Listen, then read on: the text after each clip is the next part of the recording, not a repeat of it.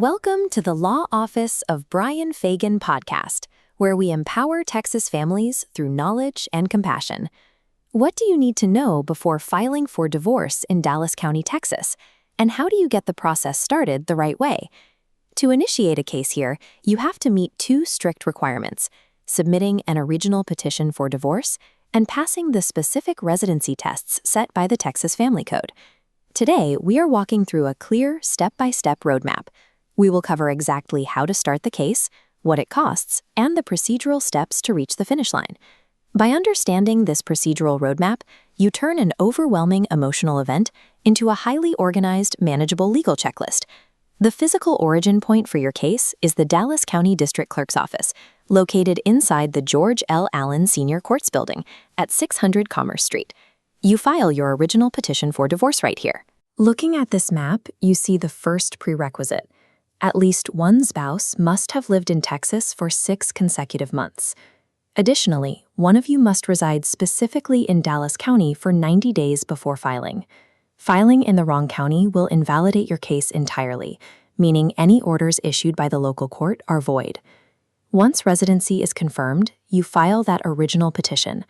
This document officially opens your lawsuit and outlines your initial claims, such as requests for property division or child custody, to the court. Submitting this petition requires a filing fee, which typically ranges from $300 to $400 in Dallas County. If you cannot afford this, you have the option to file an affidavit of inability to pay costs to ask the judge for a fee waiver.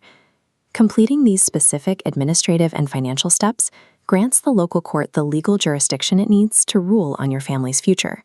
After your petition is on file, the court requires strict proof that your spouse knows about the lawsuit. This is known as service of process. There are 2 main ways to handle this notification. For high-conflict cases, you hire a formal process server, constable, or sheriff to deliver the papers. In an amicable situation, your spouse can simply sign a document called a waiver of service.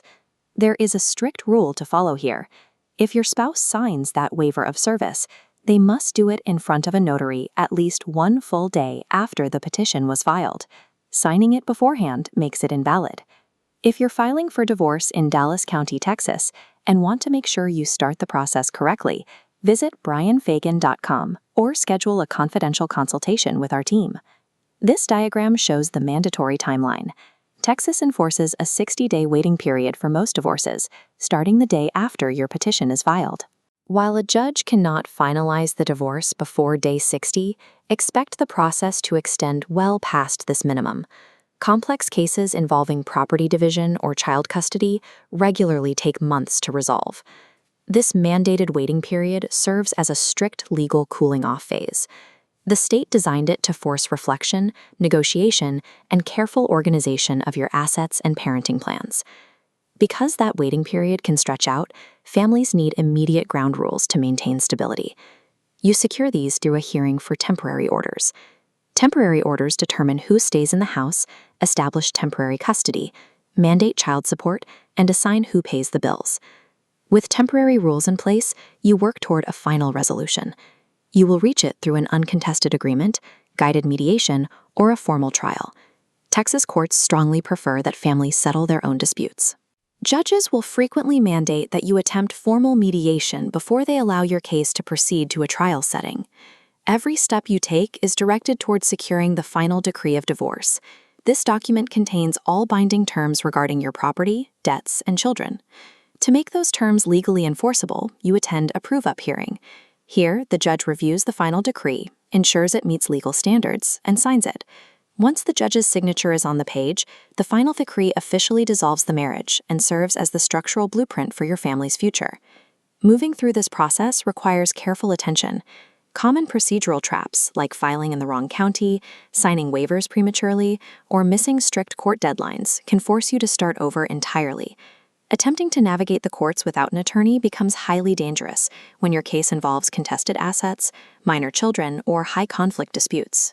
Professional legal guidance acts as a shield against these errors.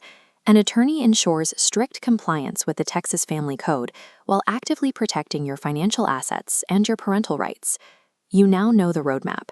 You start by proving your Dallas residency, file your petition, establish stability with temporary orders, and negotiate a resolution to present before a judge.